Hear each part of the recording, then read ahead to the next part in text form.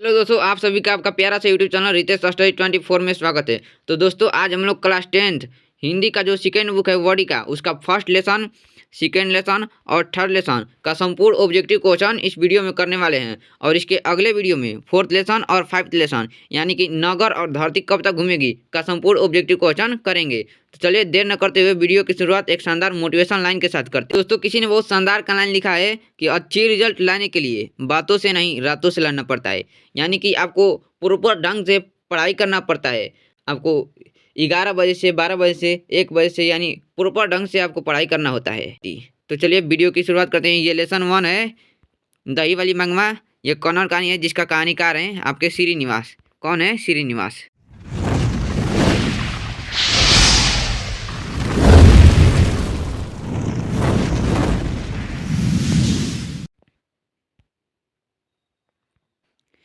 Question number 1, मंगमा क्या बेचती थी?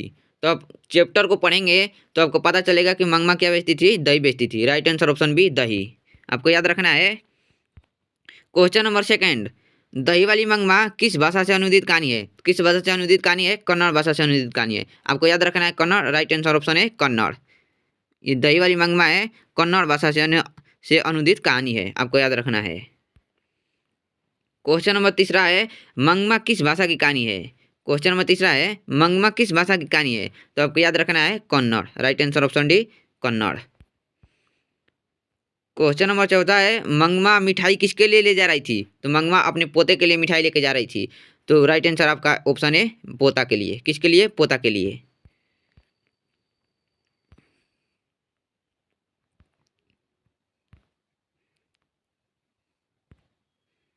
क्वेश्चन नंबर 5, दही वाली मंगमा। क्वेश्चन नंबर 5, दही वाली मंगमा शीर्षक पाठ में बहू ने सास से समझौता क्यों कर लिया? क्यों कर लिया? डर से। क्वेश्चन नंबर 5, क्वेश्चन नंबर 1, मंगमा क्या बेचती थी? मंगमा क्या बेचती थी? दही। राइट आंसर ऑप्शन बी, दही। क्वेश्चन नंबर 2, दही वाली मंगमा किस भाषा से अनुदित कहानी है? किस भाषा से अनुदित कहानी है? कन्नड़ भाषा से। राइट आंसर ऑप्शन है कन्नड़। क्वेश्चन नंबर 3, मंगमा किस भाषा की कहानी है? यानी ये जो दही वाली मंगमा है किस भाषा की कहानी है? किस भाषा की कहानी है? कन्नड़ भाषा की। Right answer option D, Kannada. Question number 4 कर रहा है कि मंगमा मिठाई किसके लिए ले जा रही थी? तो अपने पोता के लिए मिठाई लेकर जा रही थी मंगमा। तो राइट आंसर ऑप्शन है पोता के लिए।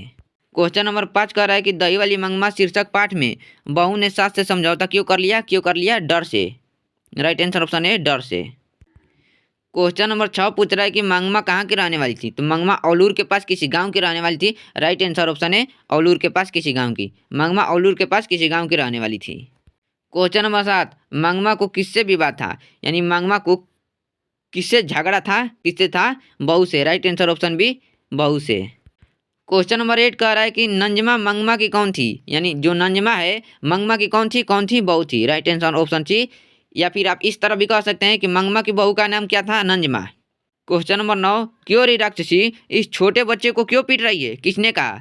किसने कहा? मंगमा ने। राइट आंसर ऑप्शन है मंगमा ने। क्वेश्चन नंबर 10, दही वाली मंगमा कहानी किस लेखक द्वारा रचित है? किस लेखक द्वारा रचित है? श्रीनिवास। राइट आंसर ऑप्शन है श्रीनिवास। श्रीनिवास जी ने दही वाली मंगमा कहानी को लिखा है। क्वेश्चन नंबर 11, रंगपा था। रंगपा कौन था? जुआरी था। राइट आंसर ऑप्शन है जुआरी। क्वेश्चन नंबर 12, उस घर में अब सास और बहू में स्वतंत्रता की होड़ लगी है। यह पंक्ति किस कहानी की है? किस कहानी की है? दही वाली Mangamma. Right answer option D, दही वाली मंगमा। क्वेश्चन नंबर 13, मंगमा की बहू का क्या नाम था? मंगमा की बहू का नंजमा नाम था। क्या नाम था? Nanjamma. Question number 14, B R Narayan ने किस कहानी का अनुवाद किया है? किस कहानी का अनुवाद किया है? दही वाली Mangamma. Right answer option B. यानी ये जो दही वाली मंगमा है ये कन्नड़ भाषा में लिखा गया था, लेकिन इसको हिंदी भाषा में किसने ट्रांसलेट किया? बी आर नारायण ने। आप कह सकते हैं बी आर नारायण ने। यानी बी आर नारायण ने किस कहानी का अनुवाद किया है? दही वाली Mangamma. Right answer option B, दही वाली मंगमा। क्वेश्चन नंबर 15, कथावाचक को मंगमा क्या कहती थी? क्या कहती थी? Manjhi. Right answer option C, Manjhi. Question number 16, Srinivas का जन्म कहाँ हुआ था? यानी ये जो दही वाली मंगमा कहानी के राइटर हैं उनका जन्म कहाँ हुआ था? ऑप्शन डी, कर्नाटक में। क्वेश्चन नंबर 17, मंगमा के परिवार में कुल कितने सदस्य थे? यानी मंगमा के परिवार में कुल कितने सदस्य थे? 4। Right answer option C, 4। Question number 18, कथाकार को वर्षों से मंगमा कौन सी वस्तु दिया करती थी? यानी ये जो कथाकार है को वर्षों से मंगमा कौन सी वस्तु दिया करती थी? कौन सी वस्तु दिया करती थी? दही। राइट आंसर ऑप्शन डी दही। क्वेश्चन नंबर 19, दही वाली मंगमा कहानी किसे संदेश देती है? किसे संदेश देती है? बहुओं को। राइट आंसर ऑप्शन सी बहुओं को। क्वेश्चन नंबर 20, दही वाली मंगमा कहानी का मुख्य पात्र कौन है? यानी ये जो दही वाली मंगमा कहानी है इसका मेन कैरेक्टर कौन है? कौन है? Mangamma. Right answer option B Mangamma. यानी मंगमा जो है दही वाली मंगमा कहानी का मुख्य पात्र है। क्वेश्चन नंबर 21, दही वाली मंगमा का कथावाचक कौन है? कौन है? बेंगलुरु की एक संभ्रांत महिला। Right answer option B Bengaluru की एक संभ्रांत महिला। क्वेश्चन नंबर 22, बहू की दशा है, यहाँ पर टाइपिंग में मिस्टेक हो गया है, बहू की रहेगा यहाँ पर, बहू की दशा है। यानी इस कहानी के अनुसार, यानी कि दही वाली मंगमा कहानी के अनुसार जो बहू की दशा हो गई थी किस प्रकार की हो गई थी? मगरमच्छ सी। राइट आंसर ऑप्शन है मगरमच्छ सी। क्वेश्चन नंबर 23, रंगपा कौन था? रंगपा कौन था? जुआरी था। ना ही मंगमा का पुत्र था, ना ही नंजमा का भाई था, ना ही मंगमा का पौत्र था। आंसर हो जाएगा ऑप्शन डी इनमें से कोई नहीं, क्योंकि रंगपा जुआरी था। क्वेश्चन नंबर 24, अधिक बुद्धिमान कौन थी? यानी जो कह सकते चालाक कौन थी? मंगमा थी या नंजमा थी? कौन थी? नंजमा थी। Right answer option C Nanjamma. Question number 25, दही वाली मंगमा कहानी का हिंदी अनुवादक कौन है? यानी हिंदी ट्रांसलेटर कौन है? कौन है? B R Narayan. Right answer option है B R Narayan. B R Narayan ने दही वाली मंगमा कहानी का हिंदी अनुवाद किया है। क्वेश्चन नंबर 26, मंगमा प्रतिनिधित्व करती है किसका? एक ग्रामीण, यानी एक ग्रामीण महिला का प्रतिनिधित्व करती है मंगमा। तो दोस्तों अब हम लोग वर्डिका का सेकेंड लेसन ढहते विश्वास का संपूर्ण ऑब्जेक्टिव क्वेश्चन करने वाले हैं। तो चलिए वीडियो में आगे बढ़ते हैं। क्वेश्चन नंबर 1 कह रहा है कि लक्ष्मी के बड़े पुत्र का क्या नाम था? क्या नाम था? अच्युत। राइट आंसर ऑप्शन है अच्युत। वीडियो में बने रहिए, काफ़ी मजा आने वाला है। क्वेश्चन नंबर 2 कह रहा है कि ढहते विश्वास कहानी में किस राज्य को बाढ़ एवं सूखा से प्रभावित दिखाया गया है? किस राज्य को? उड़ीसा राज्य को। किस राज्य को? उड़ीसा। क्वेश्चन नंबर 3, ढहते विश्वास कहानी में स्कूल कहाँ है? स्कूल कहाँ है? टीले के नीचे। राइट आंसर ऑप्शन बी टीले के नीचे। स्कूल कहाँ है? टीले के नीचे। क्वेश्चन नंबर 4 कह रहा है कि स्वेच्छासेवक दल का गठन किसने किया था? किसने किया था? गुणनिधि ने। जो गांव का पढ़ाकू लड़का था गुणनिधि, उसने स्वेच्छासेवक दल का गठन किया था। तो राइट आंसर आपका ऑप्शन है गुणनिधि ने। क्वेश्चन नंबर 5, ढहते विश्वास कहानी के लेखक कौन है? ढहते विश्वास कहानी के लेखक सातकोड़ी होता जी हैं। राइट आंसर आपका ऑप्शन बी सातकोड़ी होता जी। क्वेश्चन नंबर 6, लक्ष्मण कहाँ नौकरी करता था? कहाँ नौकरी करता था? कलकत्ता में। Right answer option C Calcutta में। कलकत्ता में लक्ष्मण नौकरी करता था। क्वेश्चन नंबर 7, कौन हल्ला कर बाढ़ से सबको सचेत कर रहे थे? कौन कर रहे थे? चंद्रा भी कर रहा था, गुणनिधि भी, शंकर भी, मकरा भी, अच्युत भी, इनमें से सभी, यानी ये सब लोग हैं जो हल्ला कर बाढ़ से सबको सचेत कर रहे थे कि बाढ़ आने वाला है। क्वेश्चन नंबर 8, किस लेखक के कथा साहित्य में उड़ीसा का जीवन गहरी आंतरिकता के साथ प्रकट हुआ है? किस लेखक के? तो आपका राइट आंसर ऑप्शन है सातकोड़ी होता जी। सातकोड़ी होता जी का जो जीवन है गहरी आंतरिकता के साथ प्रकट हुआ है। क्वेश्चन नंबर 9, लक्ष्मी के पति का क्या नाम था? लक्ष्मी के पति का लक्ष्मण नाम था। Right answer option B Lakshman. Question number 10, Satkodi Hota कथाकार हैं, यानी ये किस भाषा के कथाकार हैं? उड़िया भाषा के। Right answer option C Oriya भाषा के। सातकोड़ी होता जी उड़िया भाषा के कथाकार हैं। क्वेश्चन नंबर 11, ढहते विश्वास कहानी का मुख्य पात्र कौन है?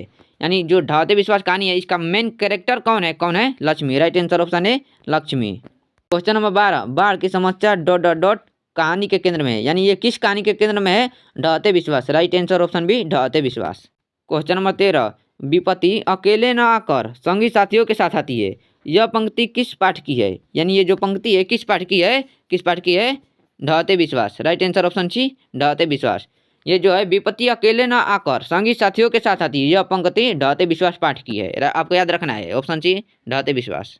क्वेश्चन नंबर 14, ढहते विश्वास किस भाषा से अनुदित है? यानी ये किस भाषा से लिया गया है? उड़िया। उड़िया भाषा से अनुदित है। क्वेश्चन नंबर 15, ढहते विश्वास कहानी किस लेखक के द्वारा अनुदित है? यानी ये जो ढहते विश्वास है पहले उड़िया में लिखा गया था, उड़िया भाषा में लिखा गया था, और इसको हिंदी में किस लेखक ने ट्रांसलेट किया? यही आपसे पूछ रहा है। तो राजेंद्र प्रसाद मिश्र जो थे हिंदी में इस ढहते विश्वास कहानी को ट्रांसलेट किए थे। तो आपका राइट आंसर ऑप्शन है राजेंद्र प्रसाद मिश्र। क्वेश्चन नंबर 16, कौन स्वयंसेवक दल के साथ बांध की मरम्मत में लगा था? कौन लगा था? Gunanidhi. Right answer option B Gunanidhi. जो गांव का पढ़ाकू लड़का था वह स्वयंसेवक दल का उसने गठन किया और उस स्वयंसेवक दल के साथ बांध की मरम्मत में लगा था। तो आपको याद रखना है ऑप्शन बी गुणनिधि। क्वेश्चन नंबर 17 कह रहा है कि ढहते विश्वास किस भाषा में रचित कहानी है? यहाँ पर थोड़ा टाइपिंग में मिस्टेक हो गया है। किस भाषा में रचित कहानी है? तो आपका right answer option D Odia. Dhahte Vishwas Odia भाषा में रचित कहानी है। क्वेश्चन नंबर 18, ढहते विश्वास कहानी में किस नदी की चर्चा की गई है? किस नदी की चर्चा की गई है? महानदी। यहाँ पर महानंदा नहीं होगा, महानदी। किस नदी की? महानदी। महानदी की चर्चा की गई है, आपको याद रखना है। Right answer option B Mahanadi. Question number 19, ढहते विश्वास कहानी में कहाँ के जनजीवन का चित्रण किया गया है? तो ढहते विश्वास कहानी में उड़ीसा के जनजीवन का चित्रण किया गया है। राइट आंसर ऑप्शन है उड़ीसा। क्वेश्चन नंबर 20, गुणनिधि कहाँ से लौटा था? यानी जो गांव का पढ़ाकू लड़का था गुणनिधि कहाँ से लौटा था? कटक से। यानी वो कटक में ही पढ़ाई करता था। तो right answer option D Cuttack. Question number 21, बाढ़ के पानी को रोकने के लिए गांव के लोग किस बांध को मजबूत करने का प्रयास कर रहे थे? राइट आंसर ऑप्शन बी दलई बांध को। दलई बांध को गांव के लोग मजबूत करने के लिए प्रयास कर रहे थे। क्वेश्चन नंबर 22, लक्ष्मी के पास कितनी जमीन थी? तो राइट आंसर ऑप्शन है 1 बीघा। यानी लक्ष्मी के पास कुल 1 बीघा जमीन था। 1 बीघा यानी 10 मंडा। 1 बीघा यानी 10 मंडा, या फिर आप 20 कट्ठा भी कह सकते हैं। क्या कह सकते हैं? 20 कट्ठा, या फिर आप 20 कट्ठा भी कह सकते हैं। क्वेश्चन नंबर 23, लक्ष्मी कौन थी? लक्ष्मी कौन थी? एक दिन महिला। दिन का मतलब होता है गरीब। दिन का मतलब क्या होता है? गरीब। यानी लक्ष्मी एक गरीब महिला थी। राइट आंसर ऑप्शन बी एक दिन महिला। क्वेश्चन नंबर 24, ढहते विश्वास कहानी का कहानीकार कौन है? यानी जो ढहते विश्वास ये कहानी है, इसका लेखक कौन है? कौन है? सातकड़ी होता। राइट आंसर ऑप्शन सी सातकड़ी होता जी। सातकड़ी होता जी ढहते विश्वास कहानी के राइटर हैं। क्वेश्चन नंबर 25, लक्ष्मी के गांव के समीप किस देवी देवता के मंदिर थे? तो माँ मुंडेश्वरी देवी एवं भगवान शिव का मंदिर था। तो राइट आंसर ऑप्शन है माँ मुंडेश्वरी देवी एवं भगवान शिव। तो दोस्तों अब हम लोग वर्णिका का थर्ड लेसन में जो गुजराती कहानी है, इसके कहानीकार हैं ईश्वर पेटलीकर जी। कौन है? ईश्वर पेटलीकर जी। तो चलिए इसका संपूर्ण ऑब्जेक्टिव क्वेश्चन हम लोग देखते हैं। क्वेश्चन नंबर 1 कह रहा है कि मंगू की बड़ी बहन का नाम क्या था? यानी जो मंगू की बड़ी बहन थी उसका नाम क्या था? Kamu. Right answer option D Kamu. Question number 2, कौन सा महीना माँ के लिए आराध्य देव बन गया था? कौन सा महीना? अगहन। राइट आंसर ऑप्शन बी अगहन। अगहन का महीना माँ के लिए आराध्य देव बन गया था, क्योंकि ज्योतिष ने बताया था कि अगहन के महीना में मंगू शायद ठीक हो सकती है। तो राइट आंसर ऑप्शन बी अगहन। क्वेश्चन नंबर 3, मंगू की प्राकृतिक मौत को माँ क्या मानती थी? क्या मानती थी? छुटकारा। राइट आंसर ऑप्शन सी छुटकारा। क्वेश्चन नंबर 4, काला पानी किसका लोकप्रिय उपन्यास है? किसका? ईश्वर पेटलीकर जी का। राइट आंसर ऑप्शन डी ईश्वर पेटलीकर जी का। क्वेश्चन नंबर 5, मंगू को भर्ती के लिए माँ ने किसे पत्र लिखकर बुलवाया? किसे? बड़े पुत्र को। राइट आंसर ऑप्शन है बड़े पुत्र को। बड़े पुत्र को माँ ने मंगू को भर्ती के लिए पत्र लिखकर बुलवाया था। क्वेश्चन नंबर 6 कह रहा है कि ईश्वर पेटलीकर किस भाषा के कथाकार हैं? किस भाषा के कथाकार हैं? Gujarati. Right answer option C Gujarati. Question number 7, किस नदी के बांध के नीचे लक्ष्मी का घर था? जो लक्ष्मी का घर था किस नदी के बांध के नीचे था? देवी नदी के बांध के नीचे। राइट आंसर ऑप्शन डी देवी नदी के बांध के नीचे। क्वेश्चन नंबर 8, मंगू को लोग कहाँ भर्ती करने की सलाह देते थे? कहाँ भर्ती करने की सलाह देते थे? अस्पताल में, यानी हॉस्पिटल, अस्पताल में। मंगू को लोग अस्पताल में भर्ती करने के लिए सलाह देते थे। तो आपका राइट आंसर हो जाएगा, यहाँ पर टाइपिंग में थोड़ा मिस्टेक हो गया है, यहाँ पर अस्पताल होगा। क्या होगा? अस्पताल। तो राइट आंसर आपका ऑप्शन डी अस्पताल। क्वेश्चन नंबर 9, जन्म से ही पागल थी। यानी कौन जन्म से पागल थी? Mangu. Right answer option D Mangu. Mangu जन्म से ही पागल थी। क्वेश्चन नंबर 10, मंगू की माँ अस्पताल को किसकी उपमा देती थी? यानी जो मंगू की माँ थी अस्पताल को किसकी उपमा देती थी? गौशाला। राइट आंसर ऑप्शन है गौशाला। क्वेश्चन नंबर 11, माँ कहानी किस भाषा से अनुदित है? यानी जो माँ कहानी है किस भाषा से लिया गया है? Gujarati. Right answer option B Gujarati.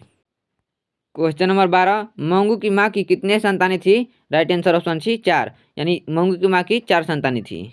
Question number 13 करें कि मंगू के अलावा उसकी माँ की कितने संतानें थी? Right answer option B 3। Question number 14, माँ कहानी किस लेखक द्वारा रचित है? किस लेखक द्वारा रचित है? ईश्वर पेटलीकर जी। राइट आंसर ऑप्शन सी ईश्वर पेटलीकर। क्वेश्चन नंबर 15, मंगू किस कहानी की पात्र है? यानी किस कहानी की पात्र है? माँ। राइट आंसर ऑप्शन डी माँ।